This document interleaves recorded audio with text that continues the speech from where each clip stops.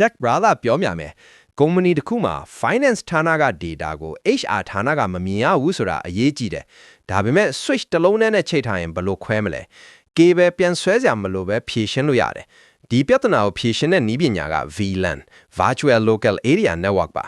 VLAN ကိုမမြင်ရတဲ့နိုင်ရန်တွေလို့မြင်ကြည့်ပါရှင်းအောင်ဥပမာပေးရရင်တင်မှာ switch တစ်လုံးရှိတယ် port 24ကိုပါတယ် port 1က8ကို VLAN 10 finance သတ်မှတ်တယ် port 916ကို VLAN 20 HR သတ်မှတ်တယ် port 24ကို VLAN 30 gas သတ်မှတ်တယ်ရလတ် finance တဲ့ device တွေက finance တဲ့ device တွေနဲ့ပဲဆက်သွယ်လို့ရတယ် HR တဲ့ device တွေက HR တဲ့ device တွေနဲ့ပဲဆက်သွယ်လို့ရတယ် gas ကဘယ်ဌာနမှမရောက်ဘူး cable ကအတူတူပဲ switch ကတစ်လုံးနဲ့ပဲဒါပေမဲ့ VLAN က virtual နိုင်ရန်နေစောက်ပေးလိုက်တယ် VLAN ရဲ့နောက်ထပ်အကျိုးကျေးဇူး broadcast storm ကာကွယ်တယ် VLAN တစ်ခုတည်းက broadcast traffic ကတခြား VLAN ကိုမရောက်ဘူး network ပိုတည်ငြိမ်တယ် security ပိုကောင်းတယ် VLAN တစ်ခုနဲ့တစ်ခုကြားမှာ router ဒါမှမဟုတ် firewall မရှိရင်ဆက်သွယ်လို့မရဘူးဒီအချက်ကိုသိထားရင်ဘာဖြစ်လာမလဲ senior tip number 1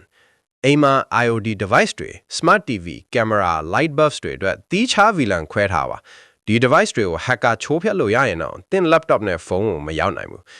senior tip number 2ကုမ္ပဏီတစ်ခုမှာ network setup လုပ်ရင် department အလိုက် VLAN ခွဲပါ finance HR IT guest တွေအားလုံးကိုတီးခြားစီထားပါ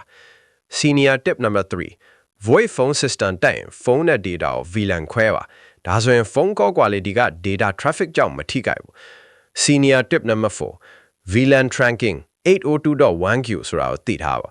switch နှလုံးကြားမှာ VLAN ကိုဖြတ်တန်းချိတ်ဆက်ခြင်း trunk port သုံးရတယ် advantage security ကောင်းတယ် network performance ကောင်းတယ် cable ပြန်ဆွဲစရာမလိုပဲစီမံလို့ရတယ် disadvantage စီမံခန့်ခွဲရတာပိုရှုပ်တယ် VLAN တို့ကြားဆက်သွယ်ခြင်း router inter VLAN routing လို့တယ်ဒီနေ့တင်ယူလိုက်တဲ့ VLAN ဆိုတဲ့အခြေခံဟာလာမဲ့3လအကြာမှာတင်ကကုမ္ပဏီတစ်ခုရဲ့ network ကိုပြန်လဲ design ဆွဲပေးရတဲ့အခါအခြေခံအုံးမြစ်ဖြစ်လာလိမ့်မယ်ကျွန်တော်တို့ဒီမှာမျှဝေပေးနေတဲ့ senior tips တွေကိုနေ့စဉ်မိနစ်ပိုင်းလေးနဲ့လေ့လာသွားရင်တစ်နေ့9မိနစ်တစ်ပတ်3ချိန်တစ်လဆိုရင်တစ်နာရီတစ်နှစ်ဆိုရင်နာရီပေါင်း130လေ့လာပြီးသားဒီ130အတွင်းမှာတင်ဟာအိမ်သုံး network ကနေ enterprise level network အထိ design ဆွဲလာလိမ့်မယ် VLAN subnetting routing စတဲ့ networking concept တွေကို professional level နဲ့နားလည်လာမယ် network security ကို department အလိုက် device အလိုက်ခွဲခြားသတ်မှတ်တတ်လာမယ်အတွေ့အကြုံ9နှစ်ရှိတဲ့ network engineer တွေနဲ့ရင်မောင်တန်းနိုင်တဲ့ knowledge ကိုပိုင်းဆိုင်လာမယ်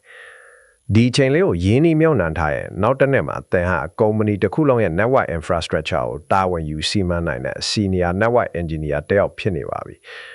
နေ့စဉ်9မိနစ်စာဒီလို IT အခြေခံတွေကိုလေ့လာပြီး senior IT technician ဖြစ်ဖို့ follow လုပ်ထားအောင်မယ်